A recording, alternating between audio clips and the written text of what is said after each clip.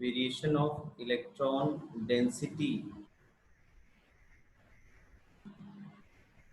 जिसे हम साई स्क्वायर की हेल्प से पता कर पाएंगे। Variation of electron density in or in a orbital.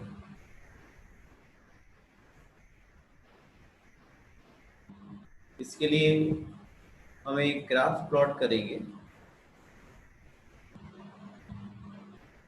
जिसमें एक्स एक्सिस पर हम आर डिस्टेंस ले लेंगे और वाई एक्सिस पर साई स्क्वायर, जिसे हम वेव फंक्शन बोलते हैं, ये वेव फंक्शन का स्क्वायर है। और ये वेव फंक्शन का जो स्क्वायर है, it will give us electron density और maximum probable electron density in a subshell या ऑर्बिटल बोल सकते हैं आप इसको। तो जैसे कल मैं आपको बता रहा था, अगर हम 1s के लिए इस ग्राफ को स्टडी करें, ये 1s सबशेल है। तो 1s सबशेल में अगर आप इलेक्ट्रॉन की डेंसिटी पता करने की कोशिश करेंगे तो आपको पता चलेगा कि जो इलेक्ट्रॉन डेंसिटी है 1s सबशेल में सेंटर में काफ़ी ज़्यादा होती है। इलेक्ट्रॉन डेंसिटी जितनी भी डॉट्स हैं सब इलेक्ट्रॉन डेंसिटी बताने की कोशिश कर रहे हैं। और जैसे जैसे आप दूर जाते हैं वैसे वैसे जो इलेक्ट्रॉन पाए जाने की प्रोबेबिलिटी, इलेक्ट्रॉन डेंसिटी है, वो सेंटर से अवे जाने पर कम होती चली जाती है। यानी कि अगर आप यहाँ पर हैं तो डिस्टेंस कितनी है, 0 है। आप यहाँ पर हैं तो यहाँ पर सेंटर में जो इलेक्ट्रॉन डेंसिटी है वो कैसी है, मैक्सिमम है, यहाँ पर मैक्सिमम।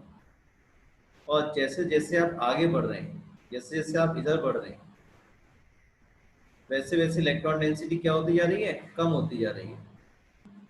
जैसे जैसे आप आगे बढ़ रहे हैं इलेक्ट्रॉन डेंसिटी क्या होती जा रही है, कम होती जा रही है। और यहाँ पर आकर जब आप यहाँ पर आ गए तो इलेक्ट्रॉन डेंसिटी क्या हो गई, मिनिमम हो गई। और उसके बाद वो लगातार जो है वो डिक्रीज होती चली जाएगी। जैसे आप इसे क्रॉस करेंगे, यहाँ से क्रॉस करेंगे, इलेक्ट्रॉन डेंसिटी जो है और कम होती चली जाएगी। ठीक है, तो मैं ग्राफ आपको बना देता हूँ फिर से, देखिए प्रॉपर तरीके से किस तरह से आप वेरिएशन शो करेंगे। जब आप सेंटर में हैं, इलेक्ट्रॉन डेंसिटी मैक्सिमम है 1s सबशेल के अंदर। और जैसे जैसे हम बढ़ते चले जाएंगे, सेंटर से दूर होते जाएंगे, वैसे वैसे इलेक्ट्रॉन डेंसिटी क्या होती चली जाएगी, मिनिमम होती चली जाएगी। तो ये ग्राफ किसके लिए, 1s के लिए।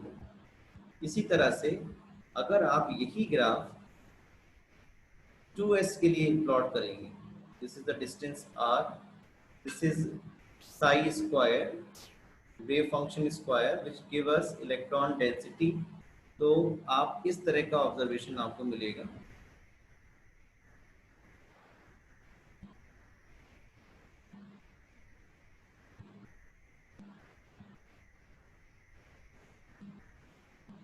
ये कोशिश की है मैंने कि 2s का आपको दिखा दें। यहाँ पर ये 2s एटॉमिक ऑर्बिटल है जिसमें आप इलेक्ट्रॉन डेंसिटी देखेंगे तो सेंटर में काफ़ी ज़्यादा है।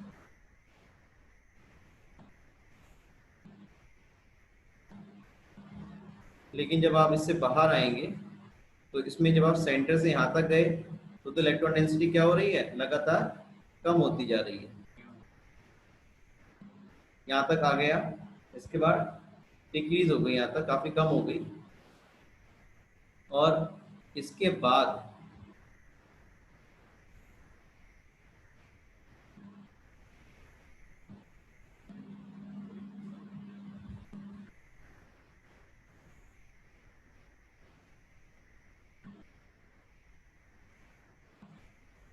इसको मैं इस तरह से शो कर रहा हूँ, देखिए इस सेंटर में इलेक्ट्रॉन डेंसिटी काफ़ी ज़्यादा है।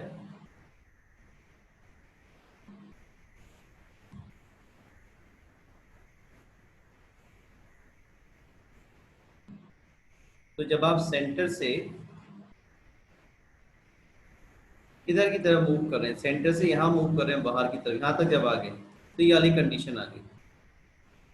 और जब आप इससे बाहर निकल के आएंगे, देखिए तो ये एक रीजन पड़ रहा है, ये इतना रीजन पड़ रहा है इस पे इलेक्ट्रॉन डेंसिटी बिल्कुल नहीं है। तो ये वाली कंडीशन ये आ गई, यहाँ पे आके कम हो गई। उसके बाद क्या हुआ, फिर इलेक्ट्रॉन डेंसिटी बढ़ी यहाँ तक,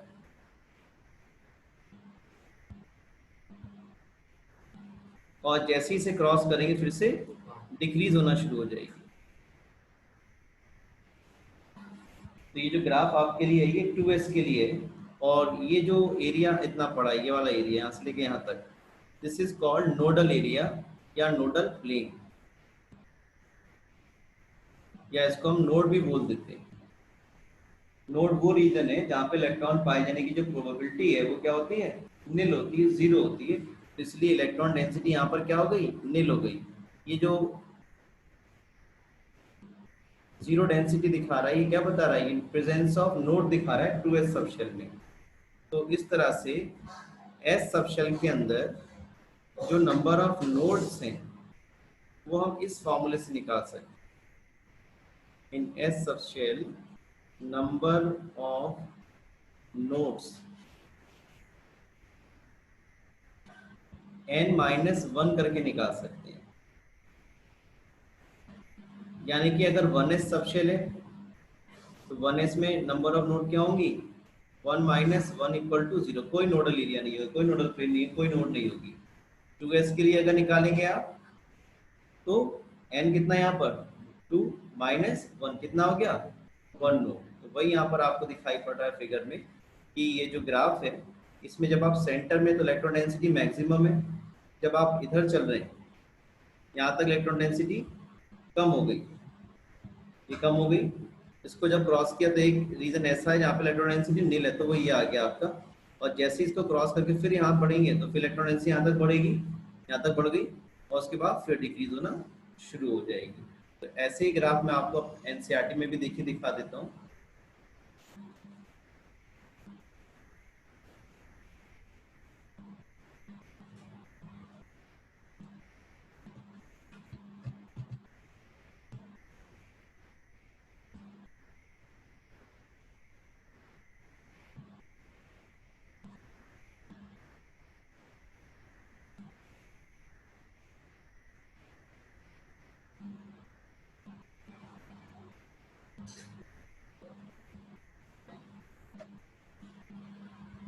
देखिए ये आपके पास 1s सबशेल में 1s और 2s की फिगर्स भी आपको दिखा देता हूँ, अभी आगे थी फिलहाल वो। पहले आप इसमें देखिए वेरिएशन इलेक्ट्रॉन डेंसिटी का। ये जो ग्राफ है ये वाला साई स्क्वायर वाला देखिए, ये वाला ये साई स्क्वायर वाला ग्राफ है 1s के लिए है। 1s के लिए ग्राफ जैसा हमने वहां बनाया बिल्कुल वैसे ही देखिए आप। जब आप सेंटर पे हैं तो इलेक्ट्रॉन डेंसिटी 0 है, और जब आप अवे चल रहे हैं सेंटर से बाहर की तरफ जा रहे हैं तो इलेक्ट्रॉन डेंसिटी लगातार डिक्रीज और घटती जा रही है। ये 2s के लिए आ गया। ये नोड को रिप्रेजेंट कर रहा है, ये क्या बता रहा है, नोडल प्लेन को बता रहा है ना। और फिर ये जो होगा फिर से इलेक्ट्रॉन डेंसिटी बढ़ेगी यहाँ तक, और उसके बाद फिर से डिक्रीज होना शुरू हो जाएगी। ठीक, ये 1s के लिए और 2s के लिए था। और मैं इसके आपको जो शेप्स हैं 2s और 1s के देखिए आ गया आपके सामने। यहाँ पर आप देख सकते हैं 1s में जो सेंटर में इलेक्ट्रॉन डेंसिटी है काफ़ी ज़्यादा है, बाहर जा रहे हैं यहाँ पे फिर कम होती जा रही है, और इसके बाद फिर नील हो जाएगी और कम होती चली जाएगी। 2s में आप देखिए सेंटर में ज़्यादा है, ये रीजन पड़ रहा है, नोडल प्लेन दिख रहा है आपको। उसके बाद फिर बढ़ी और फिर यहाँ के बाद डिक्रीज हो जाएगी। तो इस तरह से हम इसको पढ़ते हैं। मैं आपको पी के लिए भी बता देता हूँ, देखिए हालांकि पी का हमारे पास यहाँ एनसीईआरटी में नहीं है, लेकिन उसको हम पढ़ सकते हैं।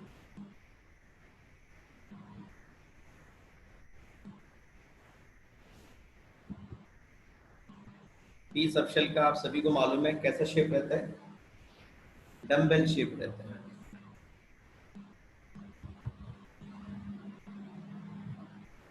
और पी सबशेल में अगर हम ग्राफ प्लॉट करेंगे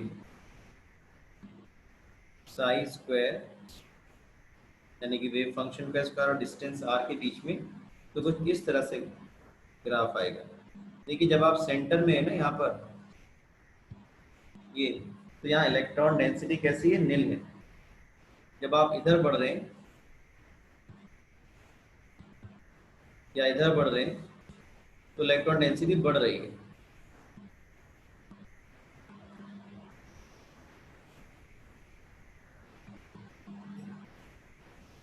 तो जब आप सेंटर में यहाँ पर, तो इलेक्ट्रॉन डेंसिटी कैसी नील है, यहाँ पर है यहाँ। लेकिन जब आप इस साइड बढ़ रहे हैं तो यहाँ तक इलेक्ट्रॉन डेंसिटी बढ़ी, यहाँ पे नील थी सेंटर में, ये बढ़ गई यहाँ तक, और उसके बाद जैसे ही इसे क्रॉस करेंगे फिर से इलेक्ट्रॉन डेंसिटी डिक्रीज होना शुरू हो जाएगी। तो ये आपका ग्राफ किसके लिए है, 2p के लिए। ये ग्राफ किसके लिए है आपका, 2p सबशेल के लिए ग्राफ है, जिसमें इलेक्ट्रॉन डेंसिटी सेंटर में नील है, और जब आप उससे अवे जा रहे हैं, सेंटर से दूर जा रहे हैं, इलेक्ट्रॉन डेंसिटी यहाँ तक बढ़ी, ये यहाँ तक की बात हो रही है आपकी, और इसके बाद वो फर्दर डिक्रीज होना स्टार्ट हो गई। ऐसा ही ग्राफ हम 2p के लिए भी बना सकते हैं। 2p में पहले इलेक्ट्रॉन डेंसिटी यहाँ तक बढ़ेगी और फिर नील, और फिर इस तरह से ये साई स्क्वायर हो गया, ये r हो गया, क्योंकि ये क्या बता रहा है, presence of node in case of 2p subshell, sorry 3p subshell. तो नंबर ऑफ नोड्स हम p सबशेल में कैसे निकालेंगे, n-2 करके। s में कैसे निकाला, तो n-1। तो यहाँ पे अगर 2p की बात करें तो 2 - 2 यानी कि 0 नोड है यहाँ पे 2p सबशेल में। और अगर हम बात करें तो 3p की, तो 3p में कैसे निकालेंगे, 3 - 2 यानी कि यहाँ पे 1 नोड रहेगी। Nodal area, nodal plane, node में इलेक्ट्रॉन डेंसिटी नील रहती है, राइट। ये हमें थोड़ा यहाँ पर पढ़ना था। और इसी तरह से डी सबशेल के बारे में भी हम कह सकते हैं कि अगर डी सबशेल है तो डी सबशेल में भी नंबर ऑफ नोड कैसे निकाल पाएंगे, बोलेगा कोई बच्चा, n-3 करके। वेरी गुड, n-3 करके हम पता कर पाएंगे। Very good Rahul. ऐसी f में n-4 करके आप नंबर ऑफ नोड्स निकाल सकते हो, ठीक है। तो ये बात हमारी थोड़ी सी रह रही थी, इसको हमने अभी किया है।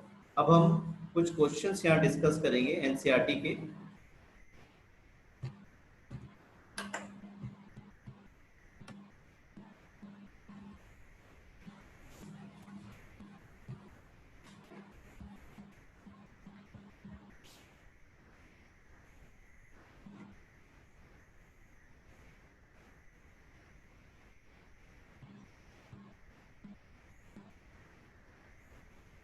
ये 2.67 क्वेश्चन हम देखेंगे यहाँ पर।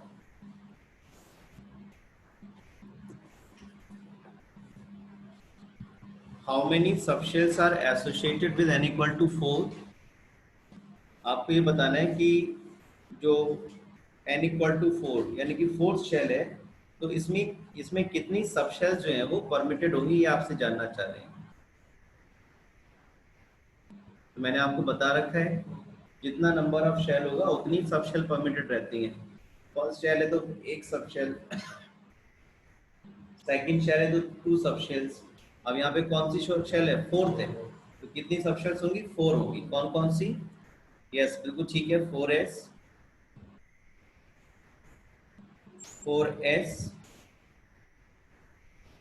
4s 4p 4d and 4f। फिर है how many electrons will be present in the subshells having ms value -12, spin quantum number value -12 for n=4। कह रहे हैं n=4 के लिए कितने इलेक्ट्रॉन ऐसे होंगे जिनके लिए ms की वैल्यू -12 होगी। तो देखिए n= अगर 4 है तो टोटल नंबर ऑफ इलेक्ट्रॉन्स निकाल सकते हैं आप इस फॉर्मूले से, 2n²। ये आपने क्लास 9 में पढ़ा हुआ है, 2n²। 2 शेल कौन सी है, फोर्थ शेल है, तो 32 इलेक्ट्रॉन्स हो गए।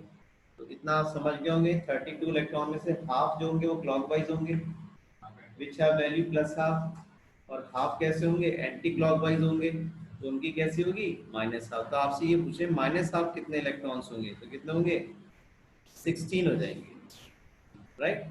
तो your answer should be 16। Some more question we'll see. They are based on quantum numbers.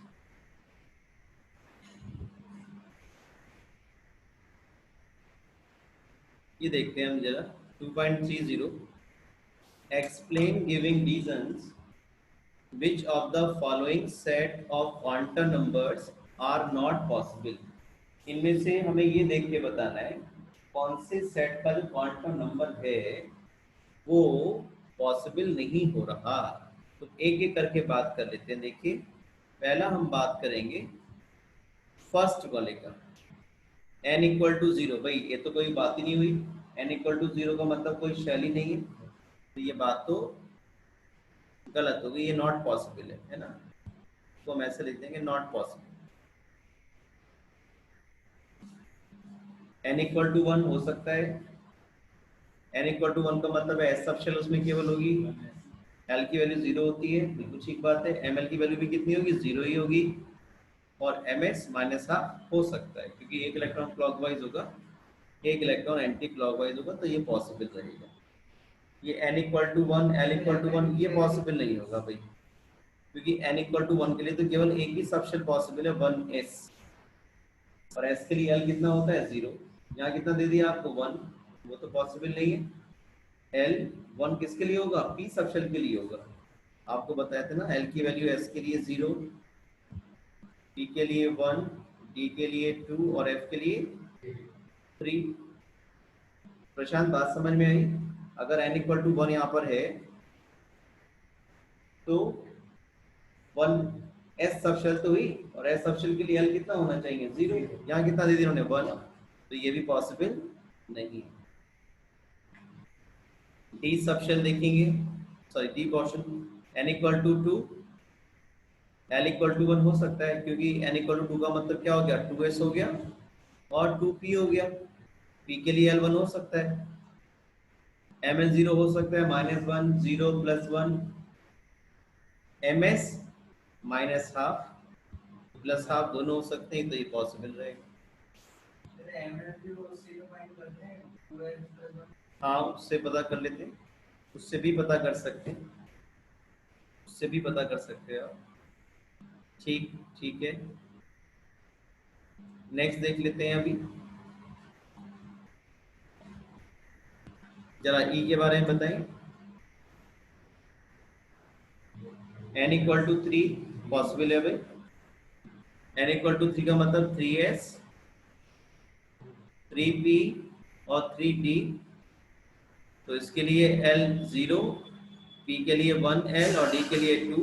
यहाँ कितना दे दिया, ये तो नहीं बन गई बात, तो ये not possible. n equal to three ठीक है, l ठीक है, ये ठीक है, ये ठीक है, ये पॉसिबल है। ठीक है, सबकी बात समझ में आ रही होगी। नेक्स्ट 2.31 सब बच्चे जरा मुझे आंसर करें, ए और बी पार्ट, ए और बी पार्ट सभी बच्चे मुझे आंसर करें।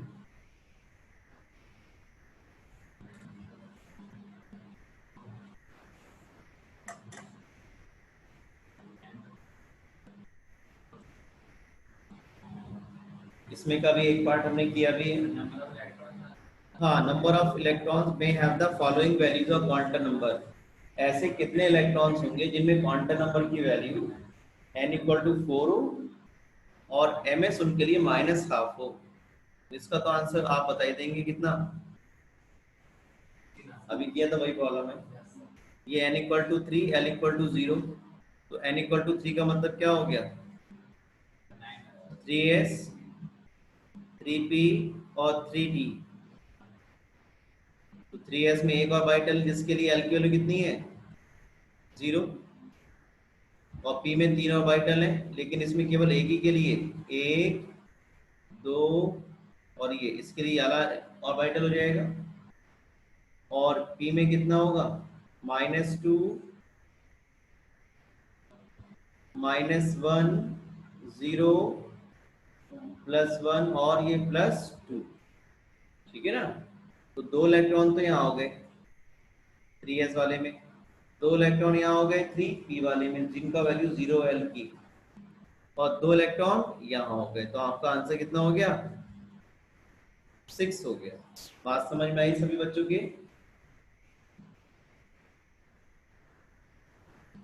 राहुल इसका आंसर नहीं पता कर पाए थे आप, बी वाले पोर्शन का कितने हो गए, सिक्स हो गए, एन इक्वल टू थ्री है ना। तो n इक्वल टू 3 का मतलब 3s 3p और 3d पॉसिबल थे, तो 2 इलेक्ट्रॉन तो 3s में होंगे जिनके लिए l की वैल्यू 0 थी, और 2 इलेक्ट्रॉन जो थे आपके, ओके बेटे, 3p में रहेंगे, और 2 इलेक्ट्रॉन्स कहाँ रहेंगे आपके, ये आपके p सब शेल में रहेंगे। तो इस तरह से टोटल 6 इलेक्ट्रॉन्स जो हैं वो, ठीक बात समझ में आ गई सभी बच्चों की? ठीक है, एक और क्वेश्चन हम कर लेते हैं, देखिए।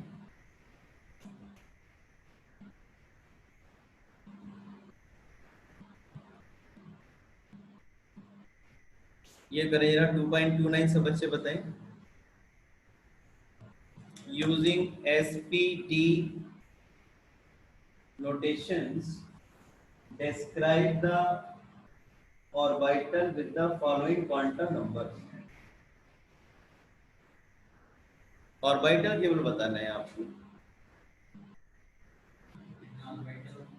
नहीं नहीं, केवल कौन सा ऑर्बिटल है, मतलब जैसे ये आपका 1 है और ये आपके पास है 0, तो कौन सा हो गया, 1s हो गया। ये कौन सा हो गया, L1 है तो P हो जाएगा। प्रशांत ये कौन सा होगा, और ये, ठीक है, L की वैल्यू 3 है तो F सबशेल हो गई ना आपके पास। थोड़े और देख लेते हैं क्वेश्चन इस तरह के। ये बताओ जरा 2.24,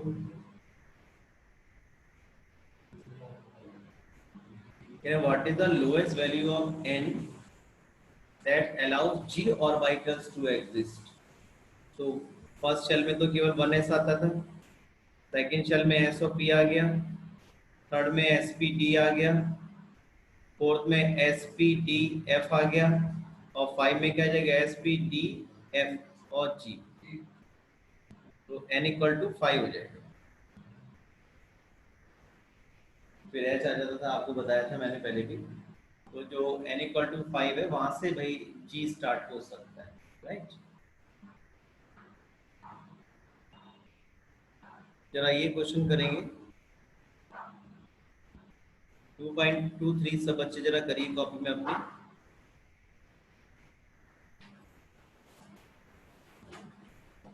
2.23 प्रॉब्लम लगाइए।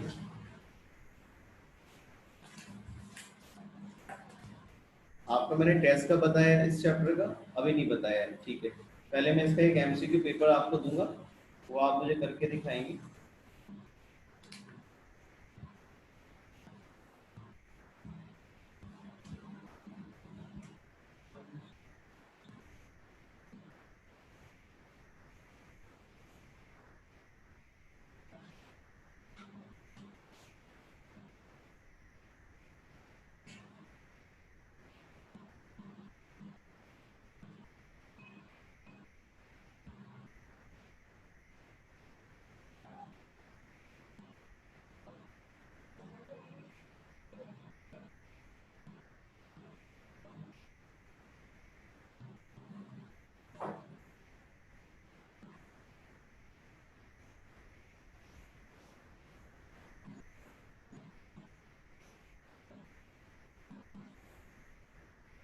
ठीक है, बाकी बताइए,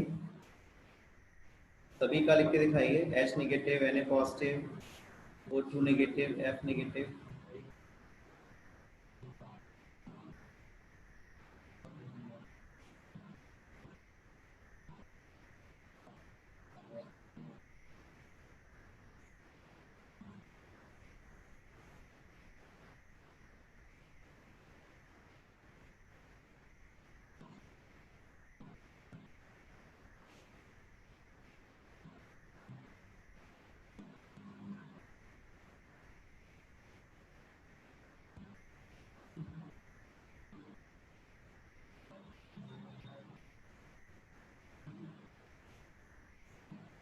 ठीक है,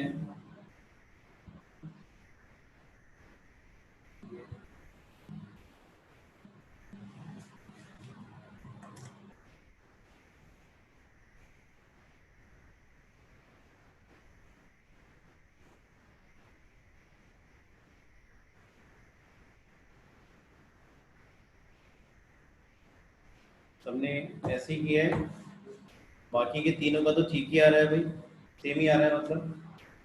और H नेगेटिव में एक इलेक्ट्रॉन ऐड करेंगे आप, वैसे एटॉमिक नंबर हाइड्रोजन कितना होता है, 1 होता है। अब आपने एक इलेक्ट्रॉन ऐड किया तो S में आ ही सकता है 2 इलेक्ट्रॉन, वैसे हाइड्रोजन में 1 इलेक्ट्रॉन होता है S में, तो ये कितना हो जाएगा, 1s2 हो जाएगा।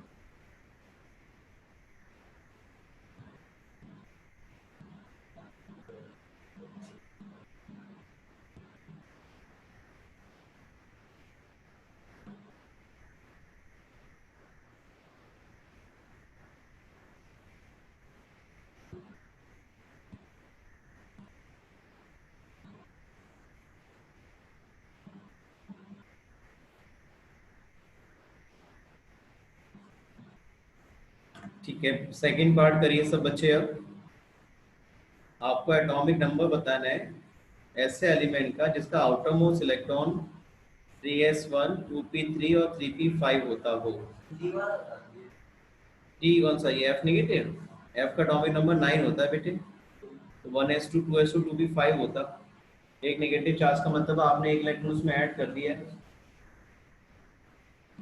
तो एक इलेक्ट्रॉन तो p में बढ़ सकता है, 5 है तो p6 हो जाएगा। यहाँ भी यही है, यहाँ पे एटॉमिक नंबर 11 है, एक कम हो गया 10, यहाँ पे एटॉमिक नंबर 8 है, 2 इलेक्ट्रॉन्स ऐड हो गए 10।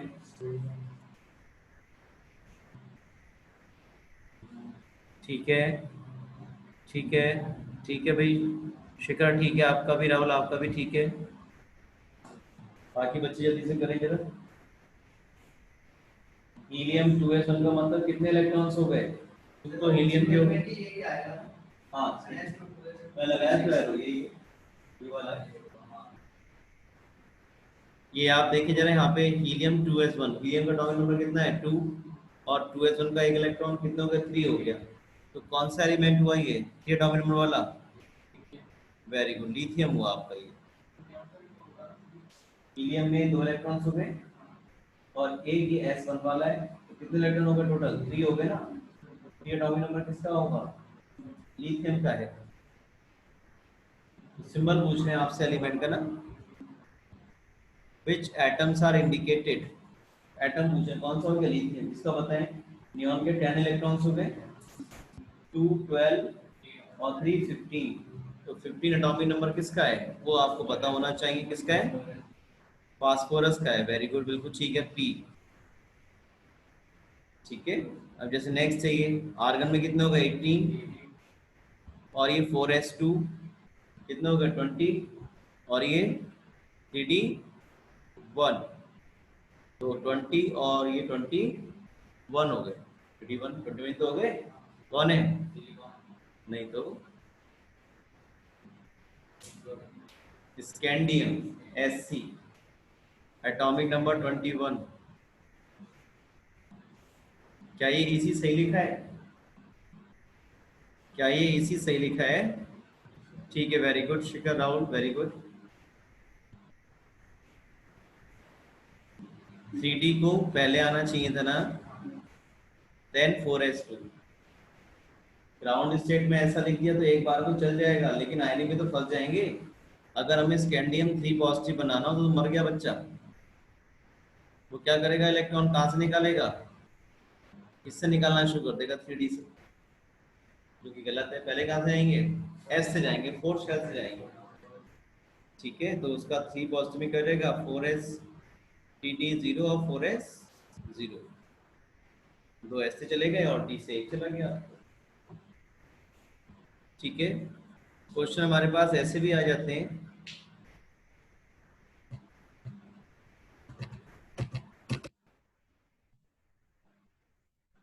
हमसे क्वेश्चन दे दिया, for n is equal to 2 calculate all possible values of quantum numbers, n equal to 2 के लिए जितने भी क्वांटम नंबर्स की वैल्यू हो सकती है वो सब हमें बताना है। तो n इक्वल टू 2 का मतलब क्या हो गया, एक तो हो गई 2s सबशेल और एक हो गई 2p सबशेल। 2s में मैक्सिमम इलेक्ट्रॉन 2 और यहाँ पे 6, तो इनके लिए सभी क्वांटम नंबर की वैल्यूज बतानी है, n L M L M S. तो एन यहाँ पे कितना होगा 2 2 0 1 0, सभी वैल्यूज बतानी है। और ये कितना हो गया, कुछ के लिए प्लस हाफ हो गया और कुछ के लिए माइनस हाफ, दोनों एक साथ लपेटी, plus minus half clockwise anti clockwise. ऐसा यहाँ पर भी होगा, सारे इलेक्ट्रॉन्स की कुछ सबकी बता दी। ठीक है, अब अगर ये क्वेश्चन आ जाए फॉर n इक्वल टू 3 के लिए क्या करोगे, 3 सबशेल्स हैं, 3s 3p,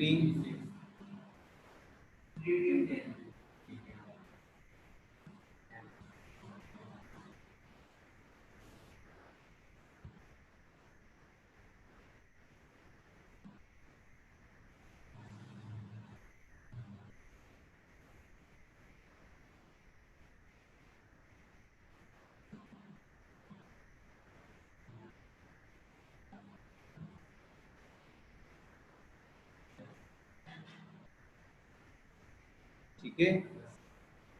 ऐसे ही यहाँ पे ms की बात होगी तो सभी आ जाएंगे भाई, क्लॉकवाइज एंटी क्लॉकवाइज सभी कवर होने चाहिए ना, plus minus half clockwise anti clockwise, plus minus half clockwise anti clockwise.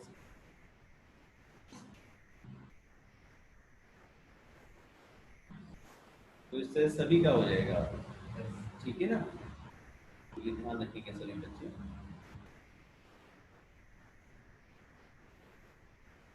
तो लगभग ये चैप्टर हमारा कवर ही हो गया है। कुछ और चीज़ें मैं देख लेता हूँ जो हमने डिस्कस अगर नहीं कर पाए होंगे तो उनको भी देख लेते हैं।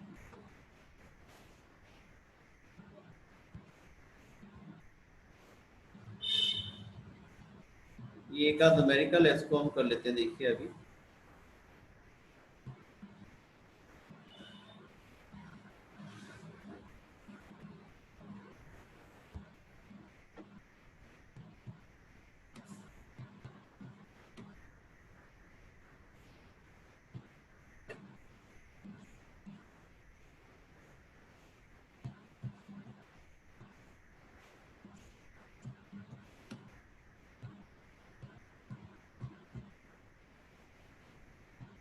An element with mass number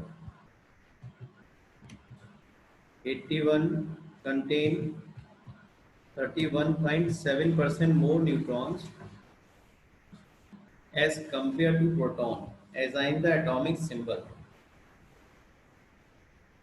तो मास नंबर यानी कि Z दिया हुआ है आपको 81 एज कंपेयर टू प्रोटॉन। तो नंबर ऑफ प्रोटॉन्स मान लेते हैं, देखिए let number of protons in atom x मान लिया आपने, ठीक है। इनका कहना है इसमें 31.7% मोर न्यूट्रॉन्स हैं एज कंपेयर टू प्रोटॉन। दस number of neutrons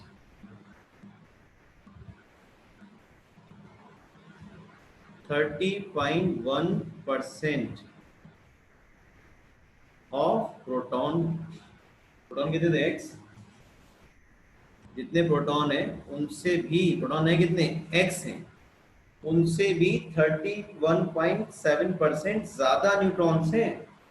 यानी कि जो नंबर प्रोटॉन का है x, उससे 31.7% ज्यादा न्यूट्रॉन्स। यानी कि अगर न्यूट्रॉन आपको चाहिए तो जो प्रोटॉन का नंबर है उसमें 31.7% और नंबर ऑफ न्यूट्रॉन को आप ऐड करने वाले हो। तो ये कितना हो गया आपके पास x, and if you convert percentage into number you have to divide by 100।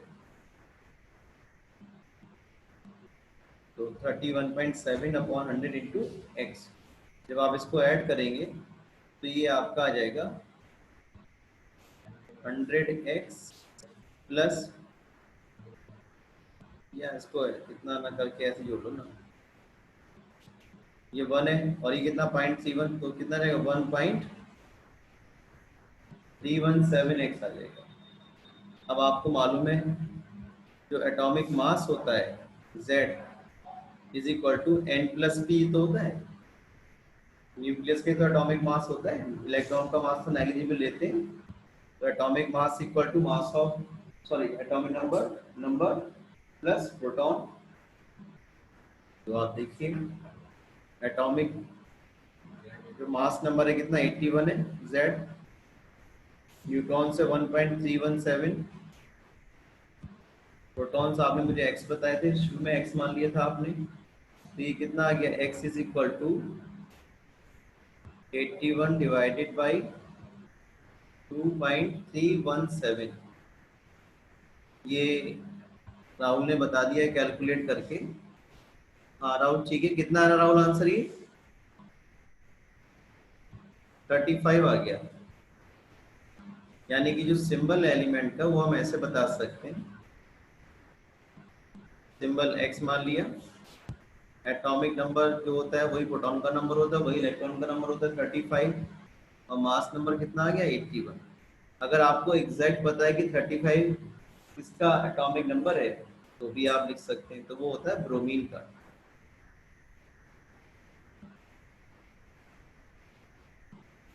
तो देखिए आप ब्रोमीन का एटॉमिक नंबर 35 है, तो आपने कंप्लीट सिंबल बता दिया, वरना आपको मार्क्स पूरे यहाँ भी मिल जाएंगे, लेकिन अगर पता है तो बता दें तो अच्छी बात है, ठीक है ना।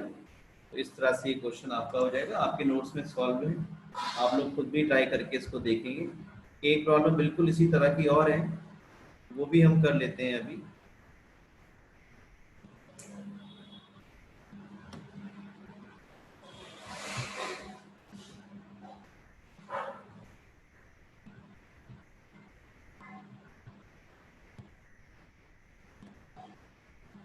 इसमें हमसे बोला गया है कि एक आयन है, इस बार एटम नहीं है, इस बार आयन है, और इस आयन के अंदर जो मास नंबर है वो 37 है, यानी कि Z दे रखा है यहाँ पे कितना 37, और इसमें 1 यूनिट ऑफ नेगेटिव चार्ज है। इफ आयन कंटेन इतने % more neutron than the electrons, तो आप क्या करें, इलेक्ट्रॉन का नंबर मान लो, let the number of electrons in ion x मान लिया आपने, तो number of electrons in atom कितने होंगे बेटे, एक नेगेटिव चार्ज है तो वो हटाना पड़ेगा ना, नेगेटिव चार्जेस का मतलब इलेक्ट्रॉन ऐड हुआ होगा ना, तो एटम में कितने होंगे, एक इलेक्ट्रॉन कम होगा ना। आयन में कितने माने आपने x, तो एटम में कितने बचेंगे बस। अब कह रहे हैं इफ द आयन कंटेन इतने % मोर न्यूट्रॉन्स, दस नंबर ऑफ न्यूट्रॉन्स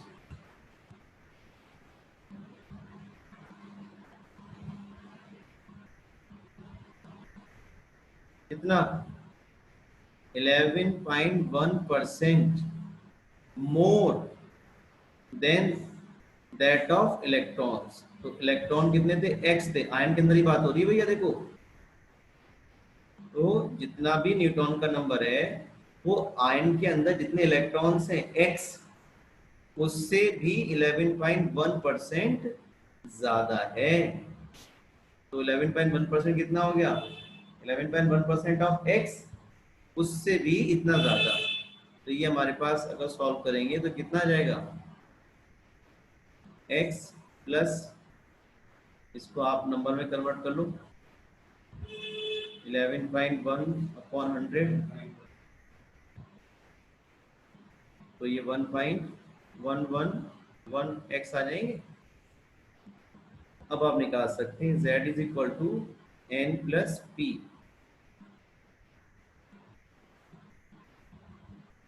तो z कितना है हमारे पास 37 है, न्यूट्रॉन्स कितना आ गया 1.11x है, और प्रोटॉन्स कितने होंगे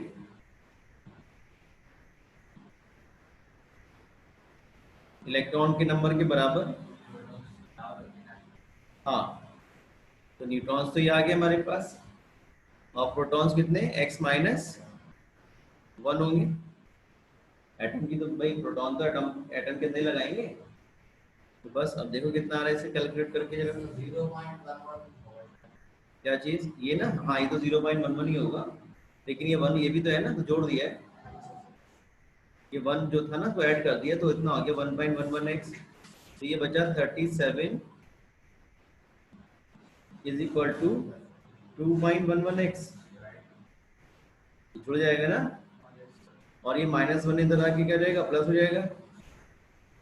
ये तो होगा बच्चों, सही कर रहा हूँ मैं। तो ये 38 डिवाइडेड बाई 2.111 कितना आ गया, जरा बताएं।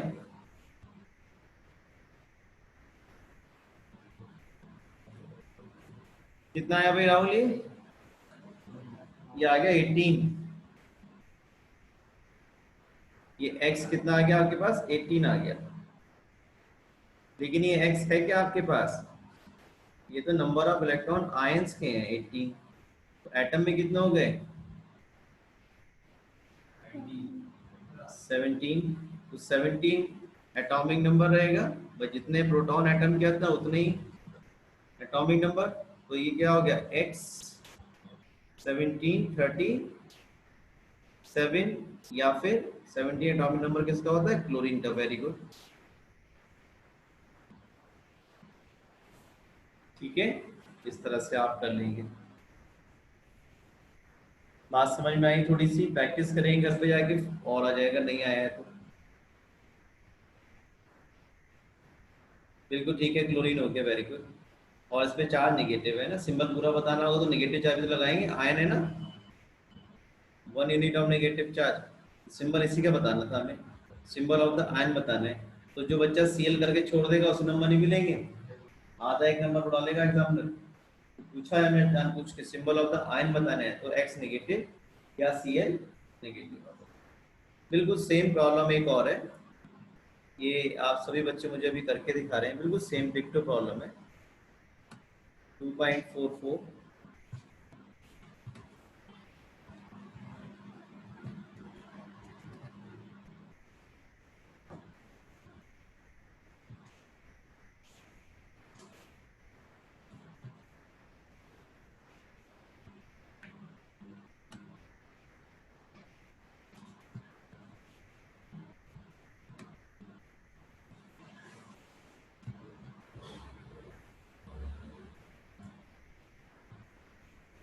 Ion with mass number 56, Z56 दिया गया तुम्हें, और 3 पॉजिटिव चार्ज है, contain 30% more neutron than the electrons. तो नंबर ऑफ इलेक्ट्रॉन्स मान लो, number of electrons in ion, ion आपका पॉजिटिव चार्ज है, कैटायन है, कितना हो गया x। चलिए टाइम ओवर हो रहा है, ये प्रॉब्लम आप खुद लगा के देखेंगे और मुझे कल आंसर बताएंगे। आज मैं आपको वो एमसीक्यू का पेपर दे दूंगा, उसे आप सॉल्व करेंगे और मुझे टाइमली भेजेंगे, ठीक है राहुल। इसको कल एक बार डिस्कस कर लेंगे, आप लोग कर लेंगे तो अच्छी बात है, खुद से बहुत अच्छा रहेगा। बाई चांस अगर नहीं आता है तो आप नोट से क्रॉस चेक भी कर सकते हैं, राइट। तो आज मैं इतना ही रहने देता हूँ, कल आप सभी बच्चे मुझे इसका आंसर बताएंगे, और फिर हम कल यूनिट 3 स्टार्ट करेंगे, chemical bond sorry structure of atom हम कल स्टार्ट करेंगे, राइट। तो इसकी प्रैक्टिस करिए, इसका टेस्ट आपका नेक्स्ट वेडनेसडे होगा, कमिंग वेडनेसडे, जो अगला वेडनेसडे आ रहा है उसमें आपका इसका टेस्ट होगा, ठीक है। एमसीक्यू टाइप भी हो सकते हैं और सब्जेक्टिव भी हो सकता है, रिटन भी हो सकता है। उसके लिए आप सभी बच्चे अपनी तैयारी